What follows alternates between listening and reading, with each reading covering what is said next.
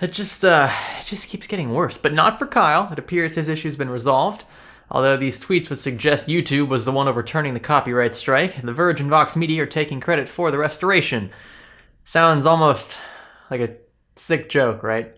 So a few others have already made response videos to this garbage. I'm not going to do the same thing in the case of just addressing the whole issue. I want to talk specifically about the garbage that is this article, in my opinion. I invite you to watch Paul's video specifically regarding the severity of copyright strikes and why it's such a big deal for channels like mine and his and Kyle's.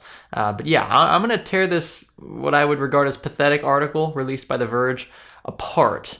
It was released earlier this morning, and I think it's just made things worse for them. If you don't want to hear me read it over, or if you've already read it yourself, you can skip ahead to this timestamp. Otherwise, buckle them seatbelts.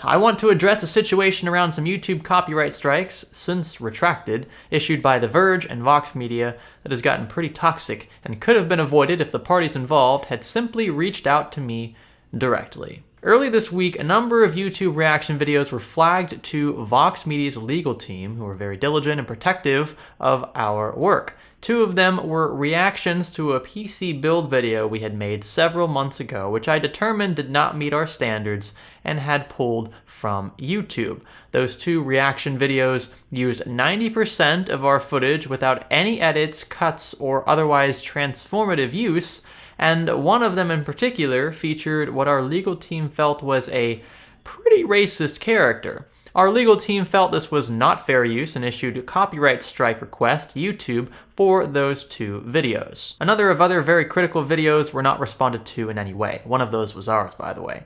YouTube notified the two channels in question, said there was a chance our request couldn't make it through, and asked our legal team for their case. Our team made the case, YouTube agreed the videos were not fair use, and issued the strikes.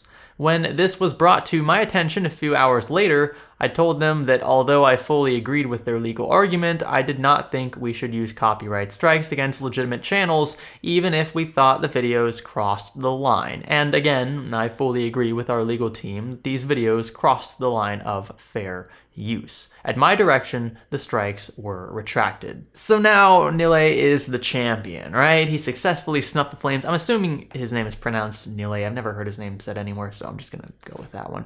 We should all be cheering for this guy, right? But what about this response from YouTube to Vox Media that Kyle so graciously revealed to us on Twitter? Hi, The Verge. We are very concerned that your copyright notification may not be valid for some or all of the videos identified in your notification. Doesn't sound to me like YouTube was in contact with the company prior to this email, despite the timestamps. Kyle lives in California and Vox Media is on the East Coast, so if we assume Nilay lives there, his timeline seems legit if we assume he was in or around New York when this email was sent. But something still seems fishy here because at this point, Kyle's video was already restored. And then there's the mismatch. YouTube agreed the videos were not fair use and issued the strikes. Am I reading this section of the article wrong? Maybe that's the name of the case. But does it seem right here that YouTube was siding with The Verge? And then there's the inconsistency with the way Nilay presented the initial inquiry. The legal team decided to basically dig up dirt on these videos from nearly 4 months ago and issue strikes now. In my opinion, this entire section is Nilay blaming his legal team for overstepping and issuing strikes when they, quote, should have done something less severe. It's not a literal quote, but that's essentially what he's saying right here. And from my point of view, they couldn't have done anything at all legally. They just have to kind of roll with it. They publish a video, falls under fair use. You can comment on it, critique it. You can even turn it into a parody, and that's well within your right as a content creator. I mean, comedy shows do this all the time on TV. But look, there are a ton, look at film theories. I watch them every now and then. Film theories has basically an entire set of just showing clips of movies and commenting over them. That kind of stuff would not be allowed if The Verge or companies like The Verge were able to do what they tried to do to Kyle. So whatever, let's assume that Nilay's correct. Let's assume he issued the retraction, whether in face of overwhelming public resentment or not. I really don't care. Let's assume it was a... Sorry, I've been reading too much of that article. I'm allergic to it. Okay, again, let's assume he acted in good faith. I still have a huge problem with the way he presented himself and his company in this article, starting with this chunk of words here, and it could have been avoided if the parties involved had simply reached out to me directly. Look, I don't know if this dude was hiding under a rock, but he likely received dozens of pings on Twitter from other public figures. I mean, even if you disable notifications from people you don't follow, people with 10 followers or whatever, just, random people that follow you, you still see notifications from those who are verified or who have large followings. It's not always the case, but it happens to me all the time. So he probably saw some of these, right? We could assume he saw some of these, but chose not to address them on Twitter, as he says here. One thing I did not do was tweet about it because I didn't think the nuance of this situation would lend itself to tweets, and also, quite honestly, because I didn't think it was that big a deal. Okay, bud, so it's no big deal that your parent company issued a falsified copyright strike against a reputable technology channel. Nothing wrong with that whatsoever. God, it sounds stupid just saying or reading back in a script. My biggest issue with this entire thing is that Nilay makes himself look like the hero here, in my eyes at least, yet 100% acknowledges the fact that he didn't think it was a big deal that Kyle's channel was hit with a copyright strike over this to begin with.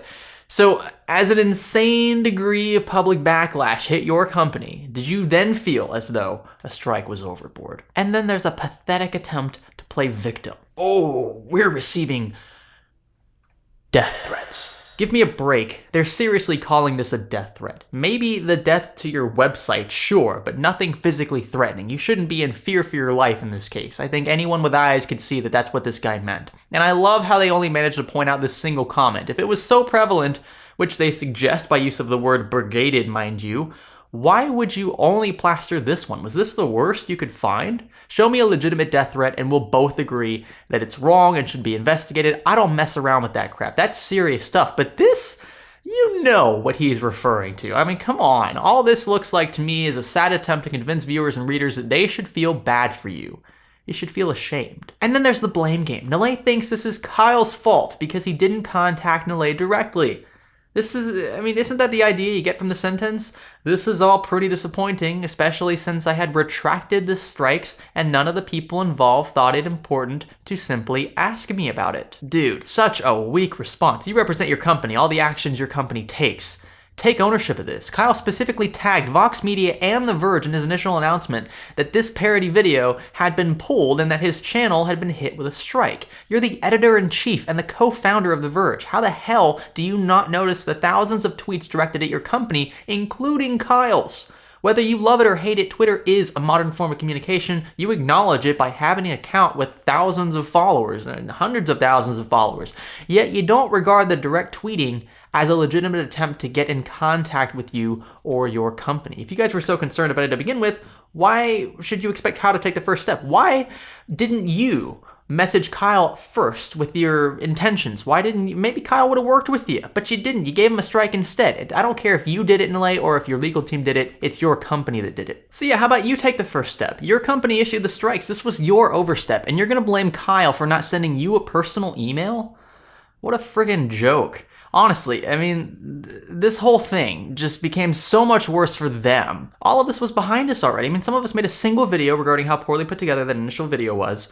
I did mine right here. Mine wasn't striked, but it could have been based on their own interpretation of fair use, and that's why I'm so pissed off here.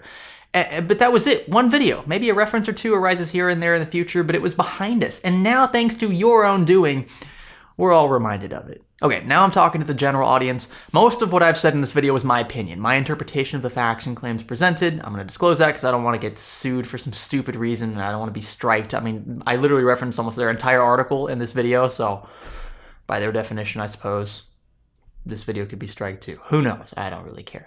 They need to man up. They need to take responsibility, not blame the true victims of this story. We all make mistakes. Look, I blew up 2 power supplies and a motherboard thinking an NZXT-Hue Plus was at fault. But you know what? Immediately after I found out that it was my own ignorance at fault, I sat in front of the camera, apologized to the audience and more specifically to NZXT, and deleted the previous videos containing my false accusation. It doesn't fix everything. It's not supposed to. It doesn't make the damage disappear, the negative PR disappear, but it's a frickin' start. And today I'm happy to say that NZXT was cool enough to not ostracize me. I've just recently worked with them. They sent an H500 for review. It's the best I could do at the time, right? A public apology, taking down the BS, the stuff that's not true, and then just allowing time itself to play out. Things heal. But I've got a good feeling that the damage The Verge has done to itself now won't heal. anytime soon.